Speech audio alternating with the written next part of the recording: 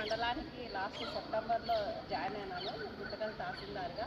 So అప్పుడు మొట్టమొదటిగా నాకు పరిచయం అనేది విజయలక్ష్మి గారే. అంటే వెంటనే వినాయక చవితి వచ్చింది, అప్పుడు ర్యాలీలో ప్రసరీలో పాల్గొనేటప్పుడు పరిచయం అయ్యారు. సో అప్పటి నుంచి పరిచయం ఉంది.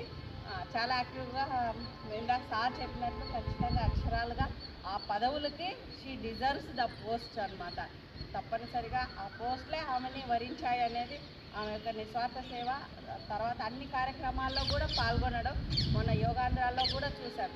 ఆ రైల్వే స్టేడియంలో అన్ని యాక్టివిటీస్లో తను ముందుండి కూడా సారు ఏదైతే చెప్తున్నారో అలాట్ చేశారో డ్యూటీస్ అవన్నీ కూడా పర్ఫెక్ట్గా చేయడం జరిగింది. అదేవిధంగా తన యొక్క నిస్వార్థ సేవ వల్ల ఆ రెండు కూడా సివిల్ సప్లై సంబంధించే మాకు అనుబంధం ఉన్న రెండు డిపార్ట్మెంట్సే. మా రెవెన్యూలోనే ఆ రెండు కూడా ఉంటాయి. సివిల్ సప్లైస్లో ఒకటి అది డిస్ట్రిక్ట్ లెవెల్లో విజిలెన్స్ అండ్ మానిటరింగ్ కమిటీ అని ఉంటుంది. సో దాంట్లో మెంబర్స్గా ఇట్లా పొలిటికల్ తరఫున కావచ్చు, ఇట్లా నిస్వార్థంగా సర్వీస్ చేసే వాళ్ళని తీసుకోవడము, నామినేట్ చేయడం జరిగింది. అదొకటి.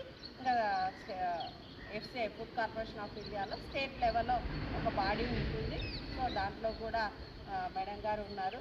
సో మాకు కూడా చాలా సంతోషము, హ్యాపీగా ఉంది. Thank you. మరిన్ని పదవులు మీరు ఉన్నతమైన పదవులు వరించాలని, దానికి అర్హత కూడా మీకు ఉందని ఈ సందర్భంగా అవకాశం ఇచ్చిన ప్రతి ఒక్కరికి కృతజ్ఞతలు. Thank you.